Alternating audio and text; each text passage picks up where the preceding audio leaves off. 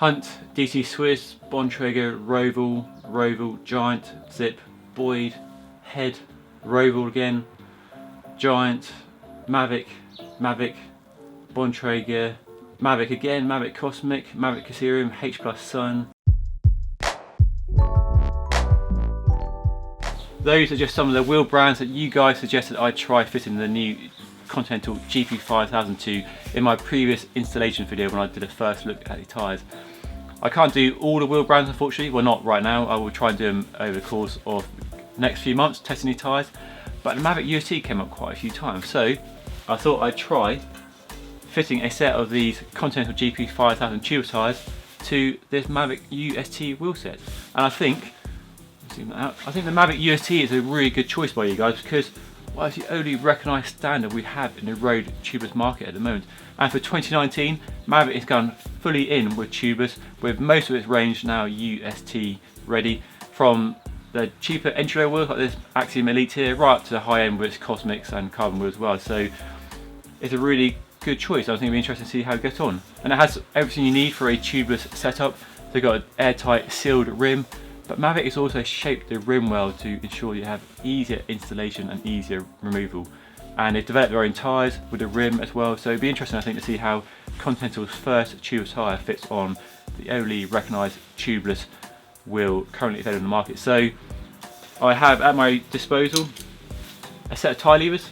Now you shouldn't really use tyre levers if you can help it, because there's this risk of damaging the tyre bead, and the interface with the tyre bead and the rim is critical to get an airtight seal, and a tyre lever can damage it. So if you're hand fisted, steer clear of them, but sometimes the tyre is really stubborn, so sometimes unavoidable. So I have those at my ready, and I have a regular track pump which I will try first, and if that fails I have one of these big tubeless inflators. Hopefully I won't need that.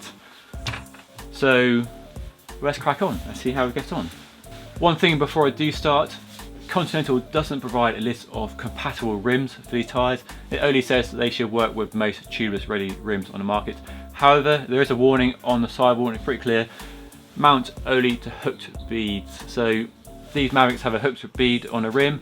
There are quite a few tubeless rims that use a hookless design, and Continental says not to use this tyre with those. So just worth pointing that out. Now let's get to the interesting business of fitting these tyres.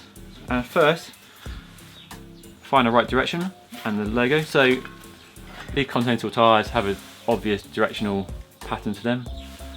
Get the logo, I'm going to line up the logo with the valve. I'm going to start opposite the valve, because sometimes that can be a little bit easier, give you a bit more slack to play with. So these rims have a deep central well to help the tyre fit, so the tyre sits into that well and hopefully provide enough slack. Hopefully you can see that. Okay, I'm starting already. Make sure it's nicely centred in that rim well. Not help it being really cold in the garage, but okay, that went on with just my thumbs, so that's a good start. Now to do the other side. Will it go on with just my thumb power alone, or will I need the tyre levers? Just make sure that's nice and in that centre well. Stand up. I'm just trying to get all the slack down towards there. Try it again. Just try and get the slack from the tyre if there is any.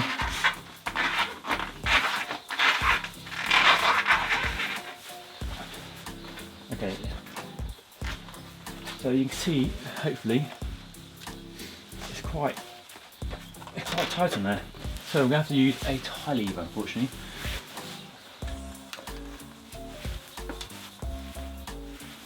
I'll just carefully lever it over, try not to use too much force. And there it goes, it popped on. And that was the tyre going on, not the easiest. So one bead went on fine with just my thumbs. The other side I needed a tyre lever just to persuade it.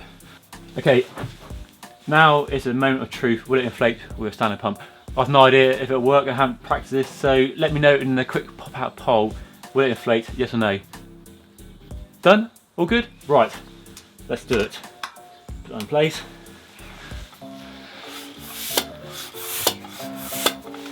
Oh no, it's not a good sign, is it?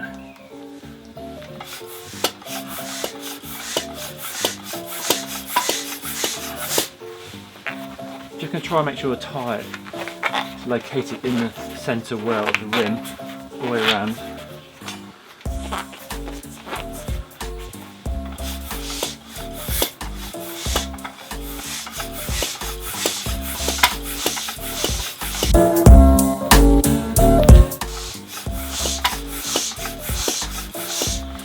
No, that's not working. I'm not going to waste my energy flailing away at the pump, so I'm going to bring out the big guns.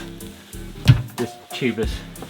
Okay, so if you do a lot of tubeless, these are pretty useful. So basically, you have this big chamber which you fill with air, you pressurise it basically, and then when you're ready, you release it all in one go.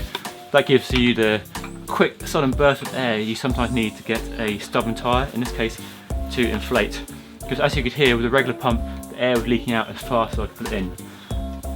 There are lots of alternatives to these tubeless pumps, and I'll put a link to an article in which we went through all the different options in the description below. So the first thing is to top it up. Now this is good, while I do this, why don't you hit that subscribe button below the video, make sure you follow us on road.cc. Don't want to miss all our first looks and bike reviews and other cool content on the YouTube channel. 80, 90. Right, 100 psi. Will it inflate? Yes, there we go.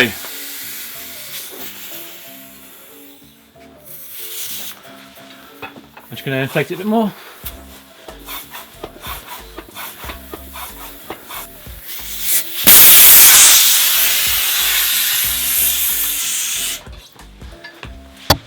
So there we go. Just inflated up to 80 psi, which is my riding pressure for a 28mm wide tyre. I didn't hear any pops and bangs, which you often get with a tubeless setup. That's the sound of the bead locking into the rim. But the tyre appears to be correctly installed all the way around. I can't see anywhere it's not sitting comfortably in the rim. There we go, job almost complete. The tyre's fitted. Can't hear any air leaking out. No, sounds pretty good. Now I could just run a tyre like this with no sealant. There is a liner inside the tyre to ensure that air can't leak from a tyre. A lot of tubeless tyres are porous in their construction and they will lose air over time, so you need that sealant to ensure you have the air retention. But in this case I could run them without sealant, but this time of year riding in mucky UK roads I'll fit some sealant because I just want that puncture prevention. So I'll do that by removing the valve coil. That's much easier. I always do a dry run, install the tyre to the rim, make sure it fits and goes up properly, and then I remove the valve coil and add some sealant. You could add some sealant before you put the last bit of bead on, but it can be potentially messy if you have any problems fitting the tyre to the rim and getting that inflation going. So I always fit the tyre, put some sealant in afterwards, and once this video is ended I'll put some sealant in here and I'll fit the other tyre to the other wheel and put the wheels back on the bike and go for a ride. And I reckon report back in about a month's time, maybe end of February, to see how I'll be getting on. I'll try and get as many miles as I can in as many conditions as I can and really test them for rolling resistance, grip and traction, durability as well, and puncture resistance as well, and I'll just see how they perform. I've tested quite a few tube tyres the last year or so, so I've got quite a few good solid benchmarks to compare these to, and of course a regular clincher version of this tyre to compare them against. So there we go, that's the GP5000 tubeless fitted to a Mavic UST wheel, almost painlessly with just a few tools needed. But that's all for now. I hope this was useful to you if you're looking to upgrade to tubeless, upgrade to Mavic, or if you're upgrading to another system, let me know what that system is. And if you've got any tips for easier tubeless setup that you've learned yourself, do let me know in the comment section below. I would love to hear how you guys are getting on and finding different ways to install tubeless and how you're getting on with it generally. So that's all for now. Thank you so much for watching. Oh, don't forget to hit that like button and the subscribe button as well. And yeah, that's all for now. I'll see you all again next time.